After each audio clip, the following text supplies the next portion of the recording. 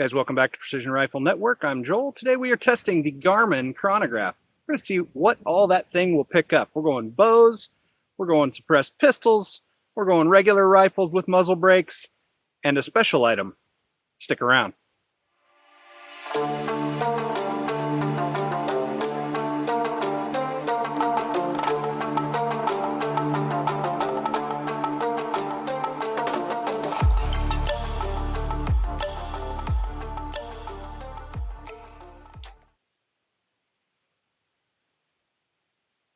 Yep, that works.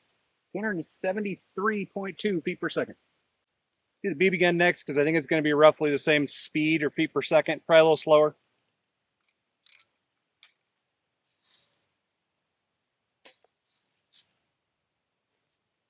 .278 feet per second. Works with the good old Red Ryder.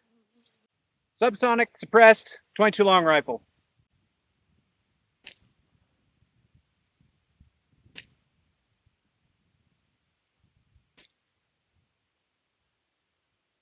Got all those, 870 feet per second. Remington 870 20 gauge, number 7 birdshot.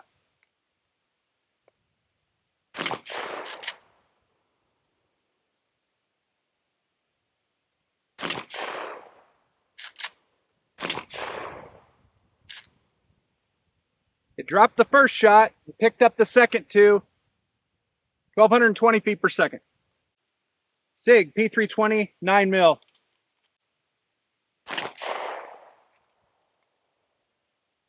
Pick that one up, 1,200 feet per second. What about an airsoft gun?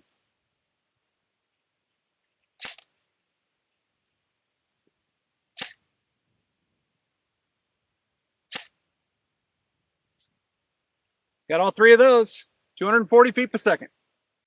What? You want to know as much as I do?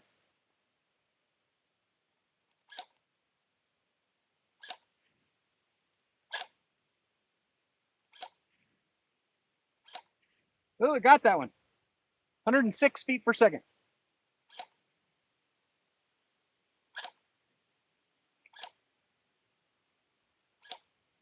I think that's a bust. It's getting like 2 shots out of 10, guys. At least now we know. Okay, guys, last two. This is a 22 long rifle, Vudoo, using the mount there attached to the Arca rail. Here we go.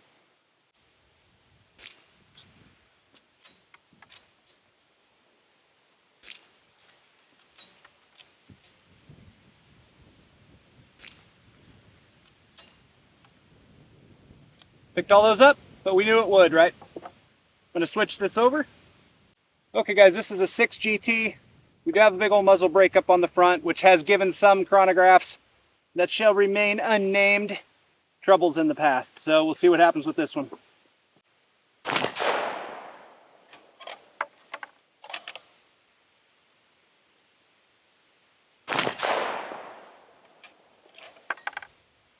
Picked them up, no problem. 29.15 feet per second. Let's get back up to the man cave and I'll show you some mounting options for these things. We'll finish out this video.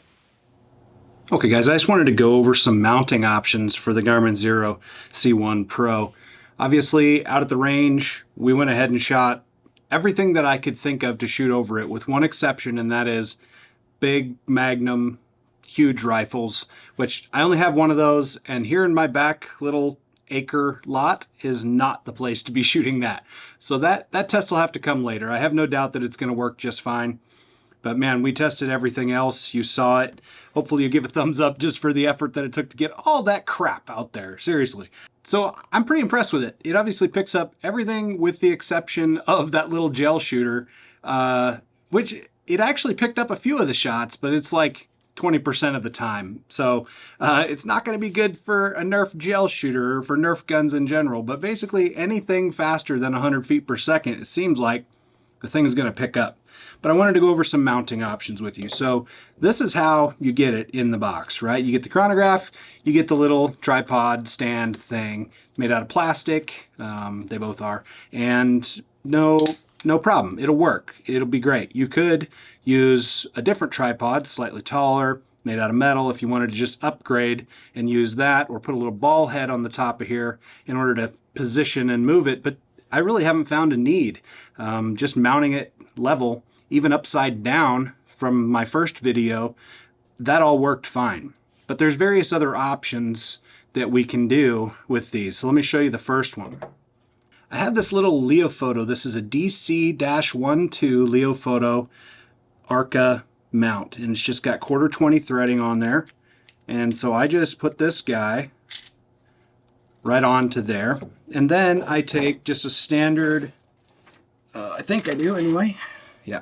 So I can just take a standard little, off of Amazon, right, like 10, 15 bucks, and thread this onto the bottom of the Garmin. Okay, position that, and then we can mount this guy into this little adapter.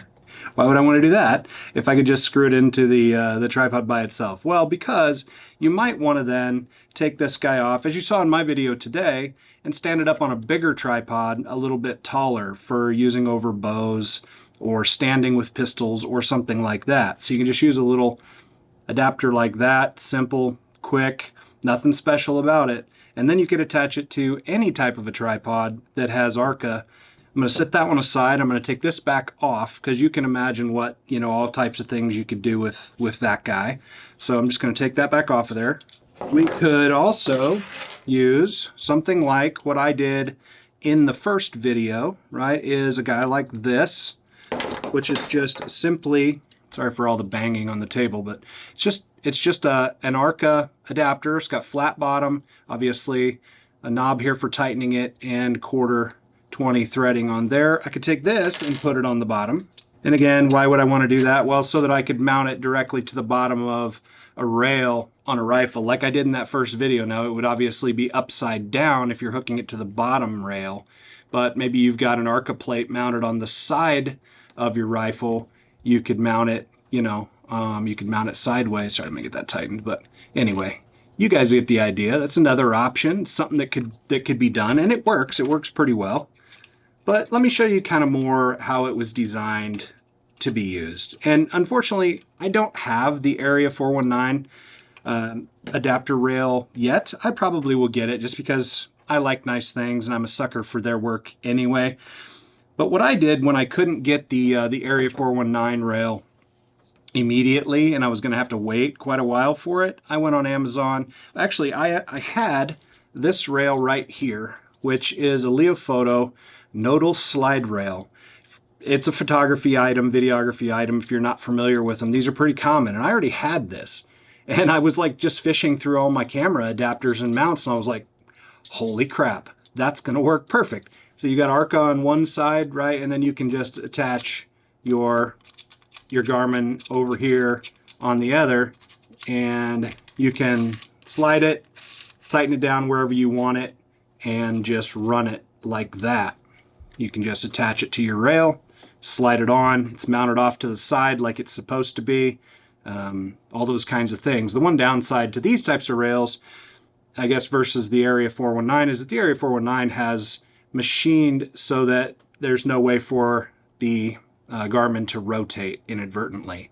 But you can get these pretty tight. I wouldn't recommend cranking them down. You don't want to bust the threading out of the bottom of this plastic housing, but you can get it tight enough that under the recoil of normal rifles that everybody's going to be using these with, you're not going to have to worry about it. So then there are different sizes to these, and I just got to thinking, well, I'm going to order a few different sizes and see what works the best. Because I was like, well, this is kind of long. According to the Garmin instructions, you're supposed to mount the thing 5 to 15 inches out to the side, 5 to 15 inches back from the muzzle. And so the fact that you can slide this one closer and further is kind of nice. But obviously the shorter we get, the less effective. Let me get this off of here. We'll continue on. So again, this one is this one was a 200, Leofoto NR-200, 200 millimeter rail. This is a cheaper brand, 140 millimeter rail. Right, got a little bit of side-to-side movement, but not much. So this is actually the one that is roughly the same size as the Area 419 mount. And the reason that I ordered it, because it's very similar in size. You don't get a whole lot of side-to-side adjustability with it, but it's going to be a really good option. It's going to work for just about everything that you need. Again, just slide it on, tighten. These are $25 off of Amazon. And then I went ahead and bought an even shorter version. This is the 120mm rail. Again, arc on one side, quarter 20. And with this guy mounted on here, you don't get any play at all. It's just going to be right there, right on the edge, right beside the rifle. I didn't figure this was the best option. I wanted it out from the rifle on the side just a little bit. So I think this 140mm is going to be the ticket. 120 is too short. 200 is fine. It works great. It just sticks out quite a ways. I don't know. There's all kinds of different options, ways to mount these things. But so far, guys, I'm really thoroughly impressed with this chronograph. And I did just want to address a couple of comments off of my first video. Guys were saying, well, it doesn't track multiple velocities at different distances. Like the LabRadar, for example, I think tracks on out at certain distances as you go out, and so that it can grab a BC off of that. But honestly, guys, I don't know how important that is. Yeah, you've got the BC on the box, but let me explain this, right? We all know that the BC on the box is not correct.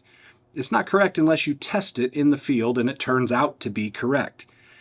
And just because you run one bullet or two or three over a chronograph and it gives you a BC average that it got, let's say, inside of 500 yards, that BC is going to change out at 1,000 yards, and it's going to change every single shot, because every single shot is not going to be identical. And BC changes with speed at distance.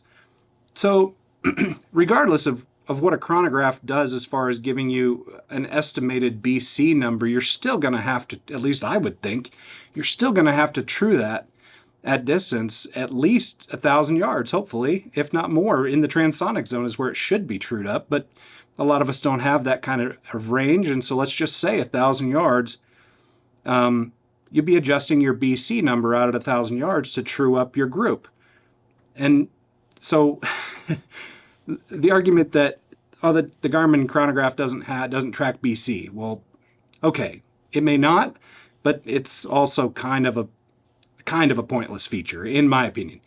You do you, bro. If you wanna claim that the LabRadar is the end-all be-all because it tracks BC, and that's really the only feature, if you want to call it a feature, fine, do that, do what you want. But for me, this is going to be a really nice addition to the family here. I'm going to be selling my LabRadar. I mean, there is literally no need for me to be keeping that thing at this point. And I'm not saying that it's bad. It's a good chronograph. I got the quad pod from Ryan Cheney ELR like years ago, and I have been using my LabRadar for years. It's fine. It just it drops shots, and it just picks up random things. The alignment sucks. It's big and clunky, but when it works well, and I don't have any complaints about that. But this is so much easier, smaller, lighter. It's just going to be a better chronograph all around, in my personal opinion.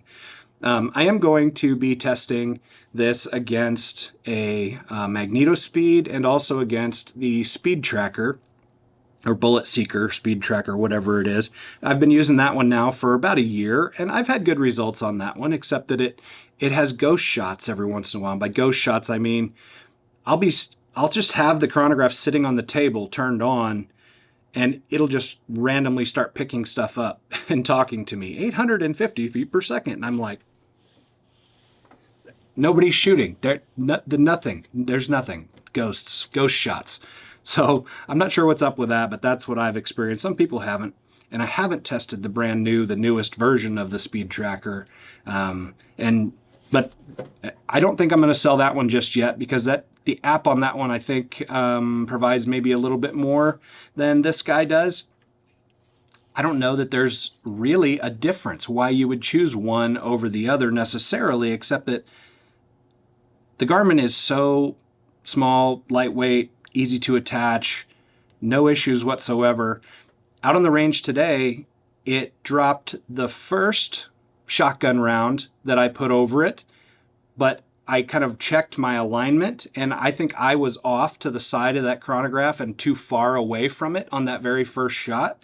So I think it would have picked up. In fact, I fired the shotgun 3 times over this off camera before I even turned the camera on, and it picked up all 3 of those shotgun shots. And then my alignment was off, so it missed one. And then I checked my alignment, fired 2 more, and it picked up the shotgun shots, bird shot, small bird shot, just fine.